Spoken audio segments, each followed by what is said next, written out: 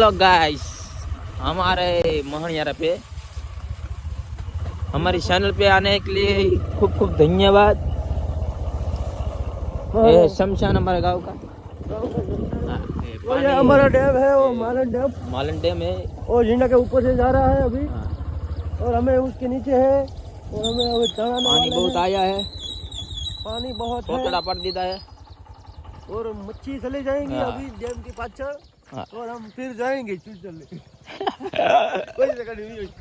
अरे ले, हमारा जो ये हमारा गांव ना सरपंच से पोटली वाला से आओ सरपंच।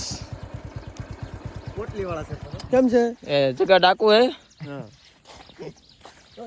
तू तो ले, मैं तारू ले लूं। ये हम है, हम है। ये हम तीनों है, उधर मौज शौक कर रहे हैं, फिर हम घर चले जाएंगे। हमने आज स्टार्ट किया है ब्लॉग बनाने के लिए। अच्छा लगा तो लाइक फॉलो कर देना, वरना चले जाना। वरना कुछ नहीं।